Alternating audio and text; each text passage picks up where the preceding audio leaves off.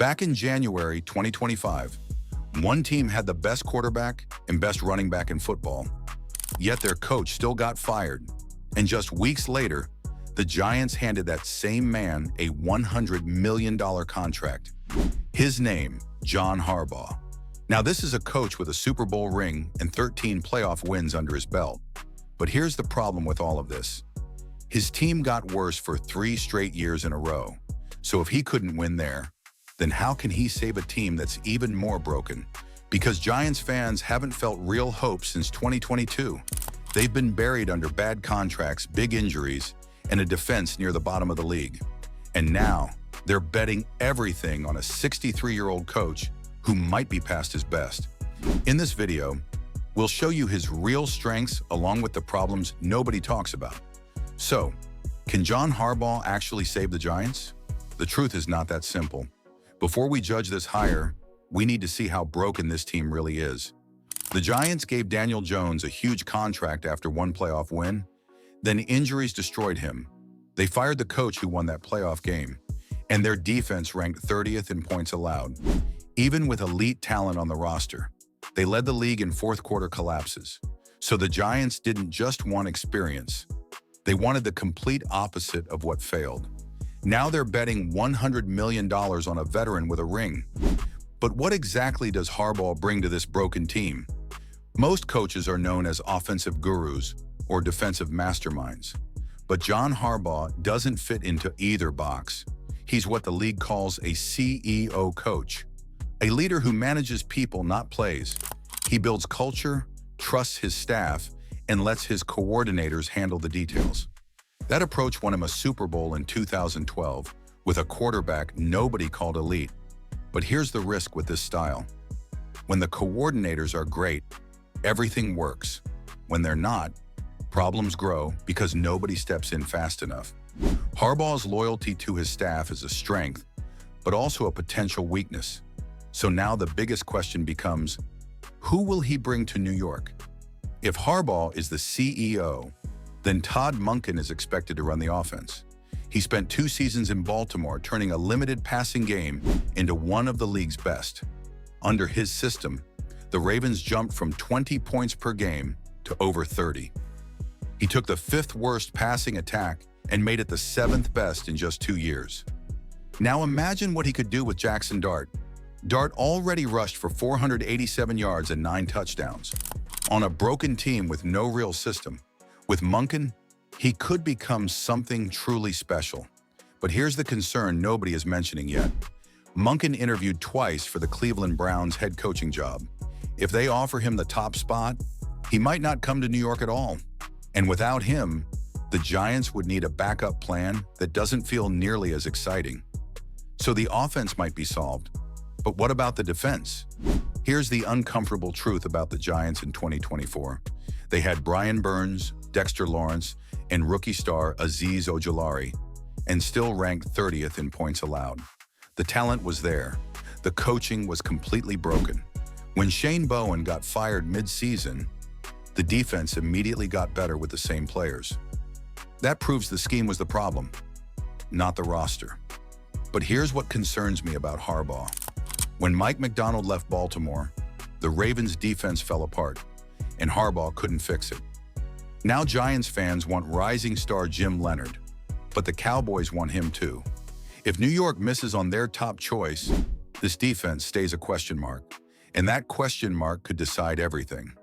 Harbaugh is walking into a situation that's both promising and deeply concerning.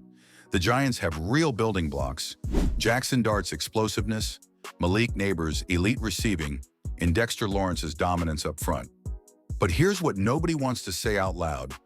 Harbaugh couldn't win a Super Bowl with Lamar Jackson and Derrick Henry. Now he's supposed to succeed with Dart and Cam Scatterbo? The talent gap is obvious to anyone paying attention. The only way this works is if his coaching elevates this team beyond its ceiling. But can he actually do that? Everyone is celebrating this hire, but some uncomfortable questions are being ignored. The Ravens got worse each of the last 3 seasons. They had the best roster in football and still couldn't reach the championship game. In 2023, they abandoned the run against the Chiefs even though it was working. In 2024, they collapsed in Buffalo despite having more talent. These weren't unlucky losses. They were coaching failures at the worst possible moments. So the question becomes, has Harbaugh actually learned from these mistakes, or will the same patterns follow him to New York? If Giants fans want real reason for hope, they should look at what happened in Denver. Sean Payton arrived with similar questions. His best years seemed behind him, and critics doubted he could still win. 3 seasons later, he turned a 5-win team into the 1 seed with back-to-back playoff runs. Like Harbaugh, he had 1 Super Bowl but recent postseason failures. Like Harbaugh, he was paired with a GM who had made roster mistakes. The blueprint for a turnaround already exists, and it worked. But here's the key difference. Payton directly calls plays and develops his quarterback every day. Harbaugh has to trust his coordinators to do that work for him. So the path is similar, but the execution is completely different. Giants fans want miracles right away. And after years of pain, that's completely understandable. But real turnarounds take time, even with elite coaching. Reaching .500 in 2026 is realistic. Harbaugh rarely has losing seasons.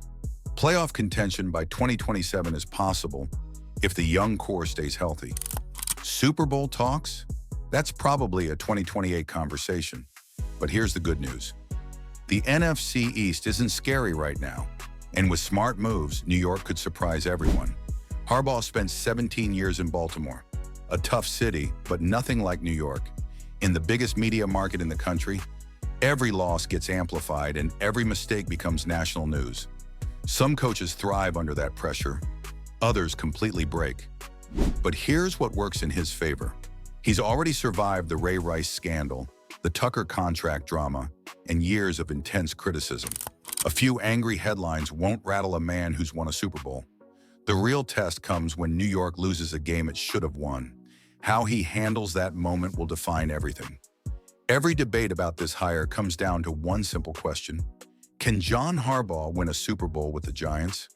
He did it once in Baltimore, when Joe Flacco played the best football of his life. But he couldn't do it again with Lamar Jackson and Derrick Henry. So expecting him to win with less talent requires believing something has truly changed. Maybe a new city and new challenge will bring out his best. Or maybe Baltimore revealed the truth, that his best days are already gone.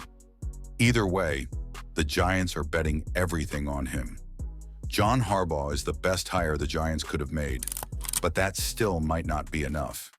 He'll improve this team, that's almost certain. But the goal isn't just getting better, it's winning championships. After years of pain, Giants fans finally have real hope.